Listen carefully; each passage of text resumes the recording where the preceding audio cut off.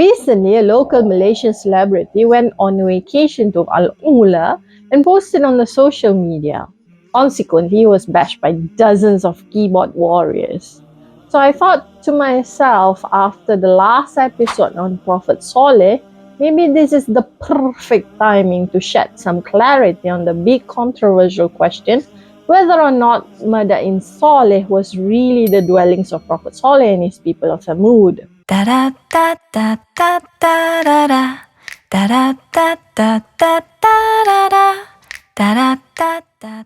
Bismillahirrahmanirrahim. Rabbi shrah li sadri wa yassir li amri wahlul 'uqdatan min lisani yafqahu qawli. The Kingdom of Saudi Arabia's Vision 2030 that was first announced in 2016 has the primary objective of diversifying its source of income, weaning away from its dependency on oil. One underdeveloped sector to target is tourism, and the UNESCO World Heritage Site, Mada'in Salih, is one of Saudi's precious hidden treasures that could potentially cash in big bucks under this vision. They aim to increase the Umrah pilgrims from 8 million in 2018 to 30 million by 2030. With the introduction of tourist visa, Umrah pilgrims will have more reasons to visit Saudi to go sightseeing before or after performing Umrah. Right, where exactly is this famed Mada'in Salih? It's located about 400 kilometers northwest of Medina city in the Al-Ula area, 20 kilometers north of the city of Al-Ula. Mada'in Salih is the nickname given by the locals to the Hijr Valley, formerly known as Hegra by the Greeks, and part of the Wadi Al Qura. Al-Hijr covers a surface of 60 kilometers squares with additional buffer zone of equal size at the foot of basalt plateau in the southeast of Hedjaz mountain. Al-Hijr consists of residential area in the middle, ancient oasis in the west-southwest, religious area in the northeast, which includes the infamous Al-Diwan at the mouth of Lab and 4 major necropoles. Jabar al-Mahjar area in the north with 14 tombs, Qasr al-Bint just below area A, which is the most visited with 31 tombs. Area C, southeast of the residential area with 19 isolated tombs, and Jabar al-Khuraimat, the largest necropole in southwest with 48 tombs. Then there are a few other isolated tombs, one of which the Lone Ranger picturesque Qasr al-Farid. There's also the Al-Hijr fortress built in the 18th century to protect the pilgrims' route to Mecca. Next to it is the Hijaz railway station built under the Ottoman patronage in beginning of 20th century to connect Damascus with Mecca and Medina, but construction only managed to lay down tracks until Medina. Al-Hijr is the Nabataean Kingdom's second biggest city after Petra in Jordan. With Petra as clear-cut, Muslims have no problem visiting it. It was not Thamud who lived there and was not destroyed by Allah. In the case of Al-Hijr, however, it's not that straightforward. Right, let's examine why are there differences of opinion on the matter. People of Thamud is mentioned in Quran in 20 surahs, but there's no direct link between people of Hijr and people of Thamud mentioned in the Quran. In Surah Al-Hijr, ayah 80 to 84, here is a mention of a nation Allah destroyed in Al-Hijr, not naming specifically the people of Thamud, but the characteristics that this nation was brilliant in carving into mountains, and the sayhah, shout or blast that took them out in the morning, is similar to that of Thamud. It's worth mentioning here that the people of Thamud weren't the only nation destroyed by sayhah. People of Prophet Shu'aib too received similar fate. Notice that the plural of messengers indicate that there were more than one messenger sent to the people of Hijr. People of Thamud could have very well been sent more than Prophet Salih alone, other prophets before him too. But just to point out that the mention here is different than the usual mention of people of Thamud with Prophet Salih in the Quran. And in another place in Quran, Surah Al-Ankabut, ayah 38, Allah mentions that the Meccans should be familiar with the ruins of Ad and Thamud from their ruins.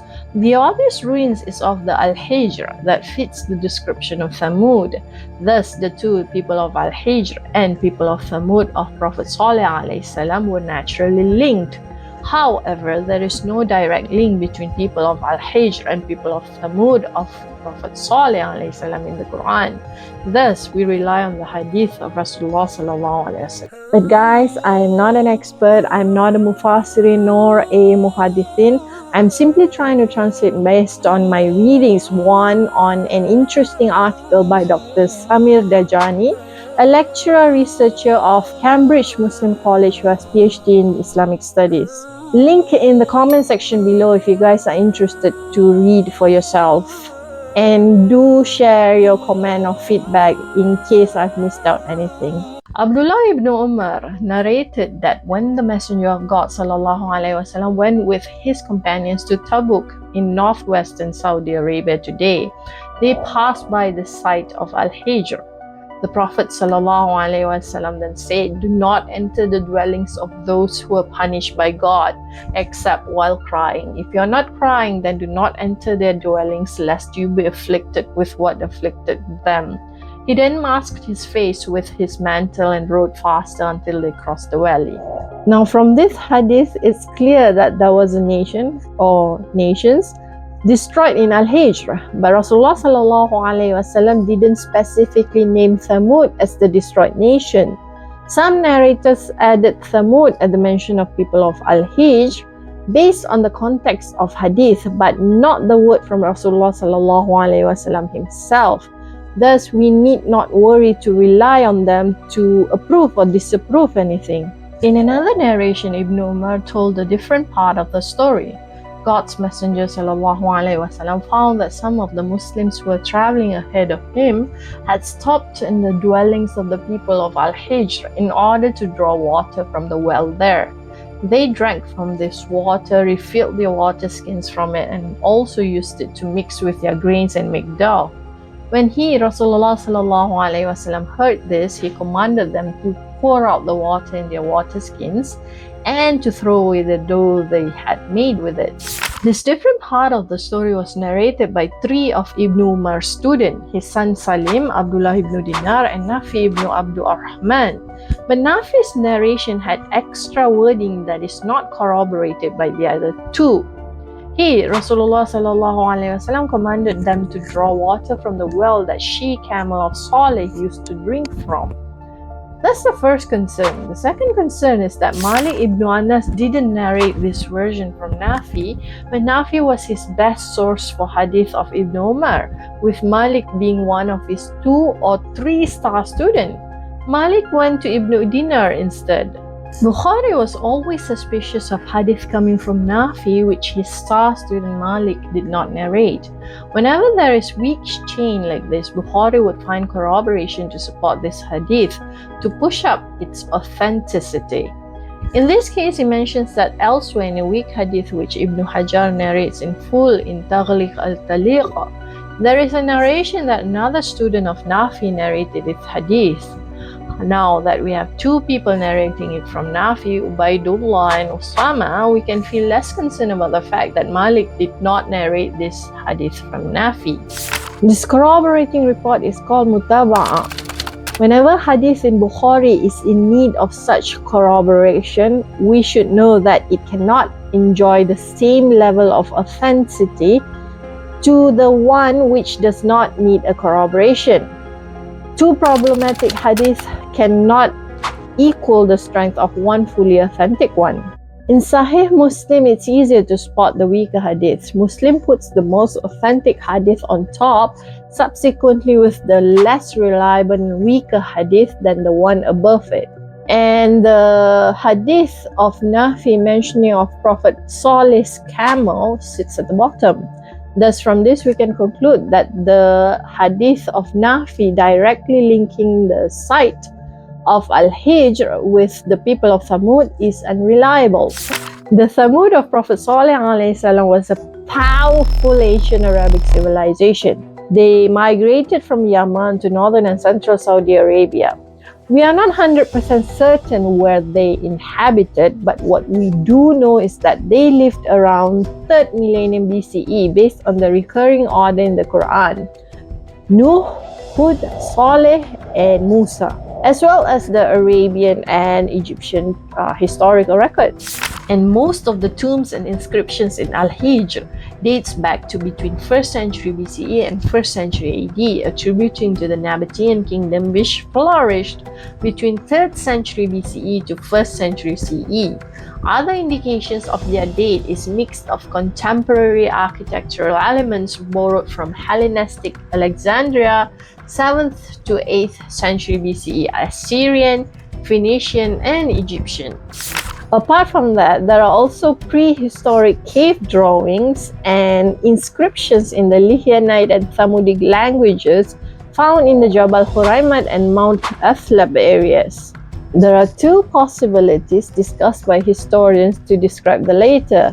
The first one is after 2,000 years of the destruction of the original Thamud, according to Robert Hoyland, another group who adopted the same name Thamud, who had no connection to the previous original Thamud, came and inhabited Al-Hijr. The other explanation is that they were in fact the descendants of the original Thamud, settled in the Mount Athlab around 8th century BCE, and left the aforementioned inscriptions and simply vanished at some point. The earliest known mention of this new Thamud in historical sources is a 715 BCE inscription of the Assyrian king Sargon II, which mentions them as being among the people of Eastern and Central Arabia subjugated by the Assyrians.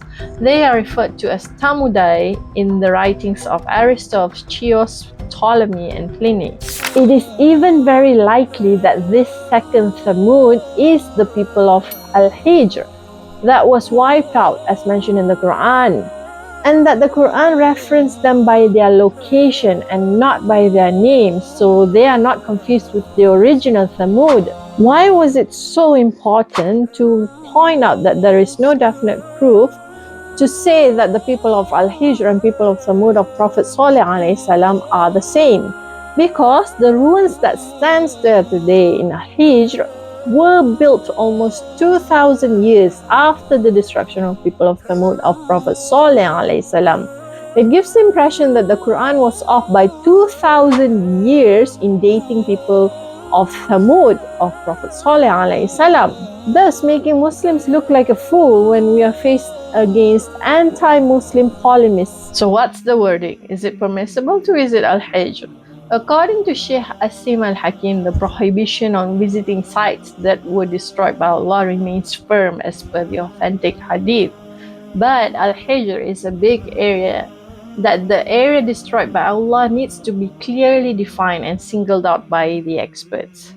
Link in the comment section below if you guys would like to check out his video for yourselves. Samir, on the other hand, thinks that it's Islamic etiquette not to spend a long time there and enjoy visiting it, but to take heed from the fate of what happened to its former inhabitants. However, that doesn't mean that one cannot appreciate or study the ruins left there by the Nabataean people, although it is best to do so from afar. In the interest of better preserving Petra, there will be limitations on Petra. There's a lot of archaeologists who led excavations in Petra are now turning their focus to Al-Hijr, which likely means that there will be new discoveries in the years to come, inshallah. Perhaps then we might be able to single out the exact dwellings of the people of Al-Hijr. Although we have a good guess, we don't know for certain which part or parts of Al-Hijr that face the wrath of Allah. It could be just a part, some parts, or even all of Al-Hijr beneath the Nabataean ruins. Thus, in my personal opinion, perhaps it's best to stay away from Al-Hijr for now until new discoveries are made, as Rasulullah ﷺ did encourage us to avoid from doubtful matters.